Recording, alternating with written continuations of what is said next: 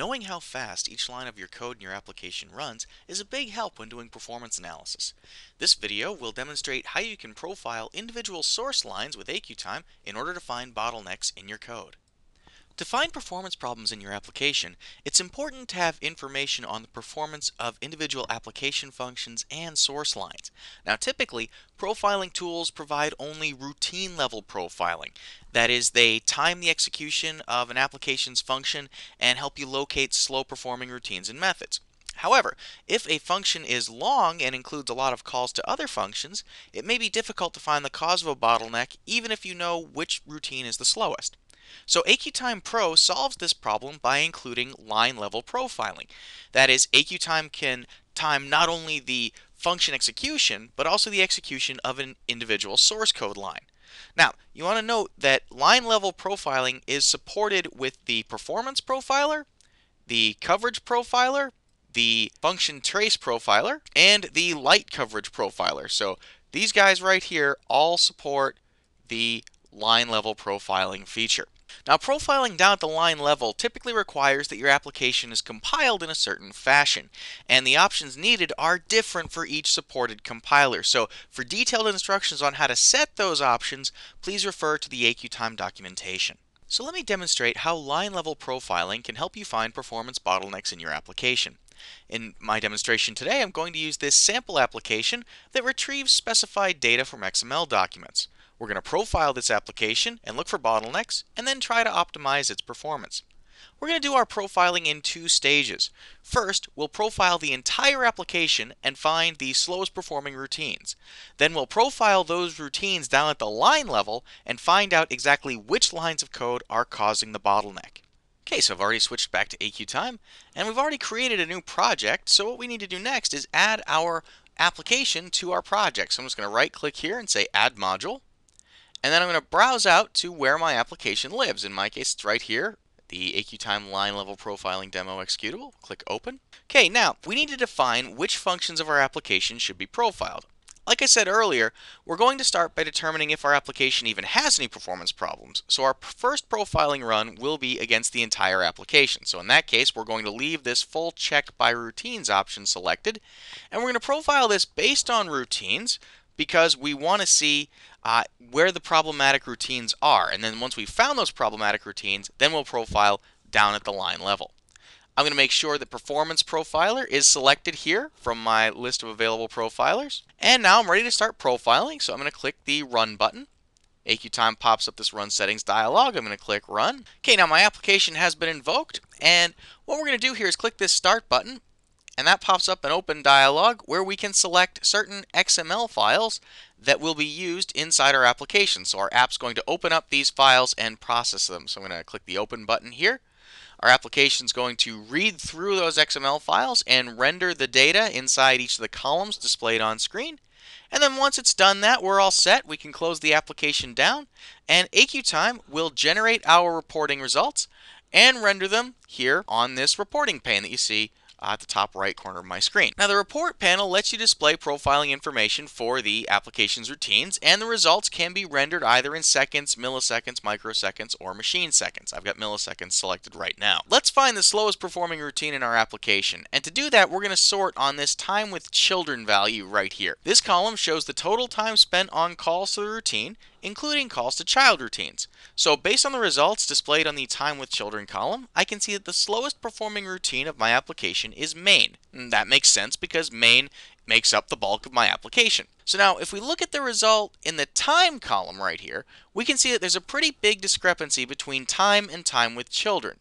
Time with children includes calls made to child routines, so the body of main itself is only taking 14,000 milliseconds, whereas all the child functions rolled into main take 30,000 milliseconds. So that means that the performance problem doesn't exist inside of main, but rather inside the child routines of main. Okay, so the next thing we want to do is look at what functions the main routine is calling. So to do that, I'm going to select main routine, and I'm going to come down here to the Details panel. And the Details panel shows you routines that were called by that routine. So you can see right here, these three routines were called from the main routine. So here in looking at this, we see that our slowest performing routine is button start click.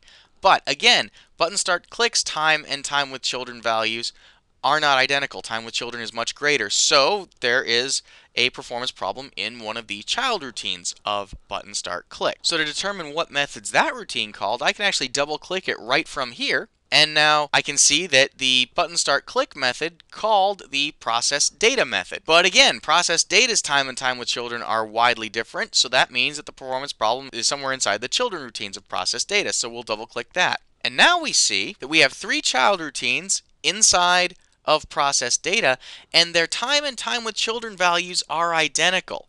That means that these routines don't have any child functions, which means that these are most likely the cause of the bottleneck. So let's take a look at some of the source code here for each one of those routines. I'm going to click on the read data 1 routine right here, and then I'm going to click on its editor panel, and I can see exactly what code makes up that particular routine. Now, it's tough to determine the cause of the bottleneck just by looking at its source code. We're going to need to perform some more detailed analysis. So if we look at the results for the process data function again, back to its details panel, we'll notice that all 3 of these functions take a while to execute, and none of them have any child routines, and they were all called the exact same number of times, as you can see right here in the hit count column. So that means that the bottleneck could occur in any one of these functions. So what we want to do is explore the read data 2, and read data 3 functions, along with their parent function, process data, in more detail.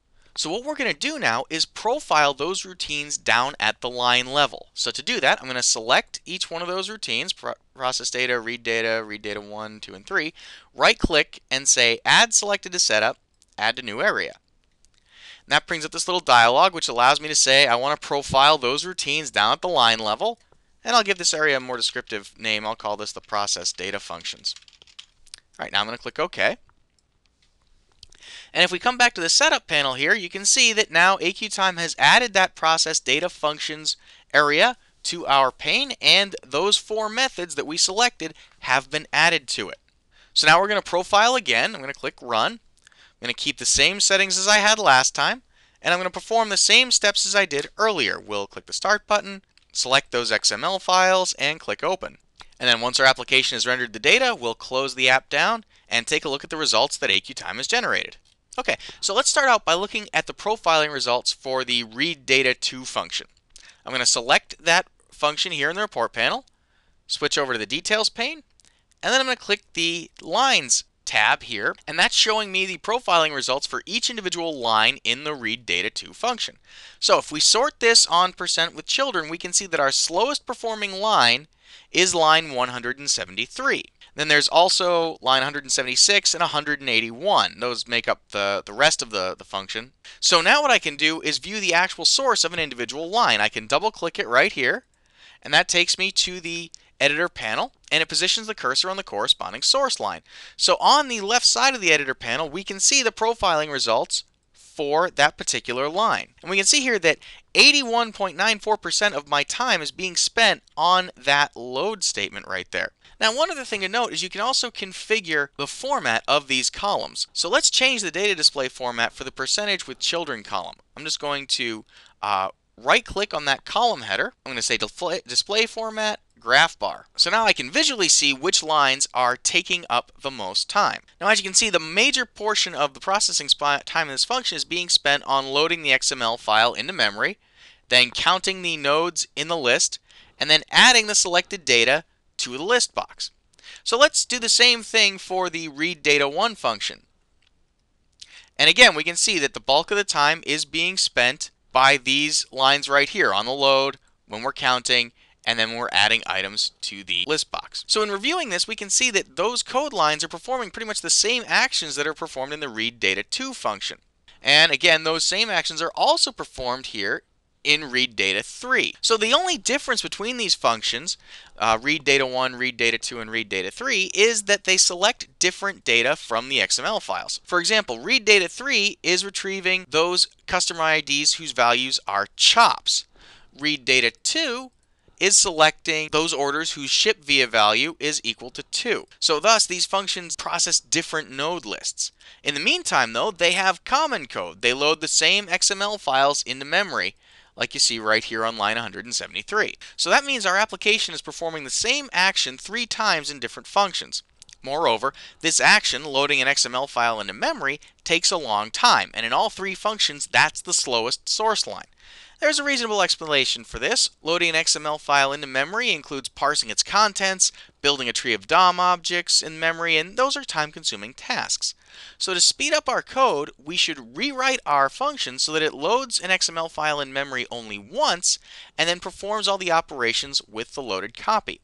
So what I'm going to do is transfer the XML loading code from these functions and place it into the process data function. And I'm going to put that code right here just before the read data functions get called. Okay, so let's change our application source code. I've already opened up the application solution in Studio here, and I've found the code that we want to work with. You'll notice we have the process data, which calls read data 1 through 3.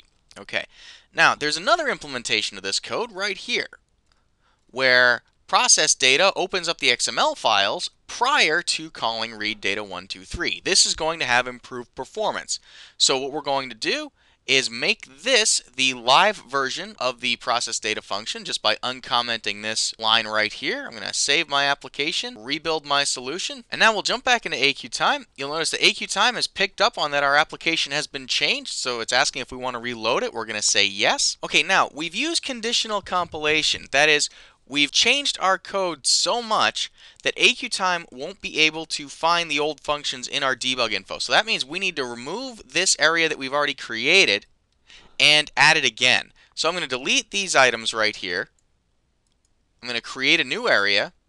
Again, we'll call this the process data functions at the line level. Say OK. And then I'm going to add those functions directly from this list over here. So we'll drag on the process data, read data 1, 2, and 3. We'll add those to this list. Okay, so we've got those methods re-added. So now we're going to profile our application again. I'm just going to click the run button. Again, we'll use those same settings. Okay, I've fast forwarded a bit, and I've already completed my profiling run. So let's take a look at the results we got in our report. And what I want to do is compare the results that we got just now with the results from our previous run. So I'm going to select the results in the Explorer panel. I'll select this result right here and the previous result. Right click and say compare. And that brings up this compare settings dialog where we can specify what columns will be shown in the result set. So here we can specify whether results will be shown or will be compared, as you can see here with these two columns, info and compare. All right, so I want the routine name to be shown as an info column, and I want the time with children to be compared. All right, so I'm going to say OK. And now AQtime is displaying the comparison result set in the report panel. So now here we can see the results from each run side by side. In the columns marked with R1 right here, that's the results for our initial profiling results. R2 is the set of results that we just generated. Now we can compare, and we can see that read data 1, 2, and 3 are all working much faster. You can see that in the first run it took 1,312 milliseconds to perform read data 1, whereas now it only takes 327 milliseconds. Read data 2 took 2,063 milliseconds, and now it only takes 348. Read data 3 took 1,007 milliseconds, and now it takes 150. So these functions are working much faster, and since those functions are working faster, the entire application is working faster. As you've seen, AQtime can profile not only routines but also source code lines, and this feature is supported for all compilers and code, so .NET, native Windows applications, Java, and script. Note though that line level profiling is only supported in AQtime Pro, so if you're using AQtime Standard, you're not going to have access to this functionality. Now, if you have any questions about this feature or about AQtime in general, please don't hesitate to visit our website, smartbear.com, and we wish you luck and hope you enjoy profiling your applications with AQtime.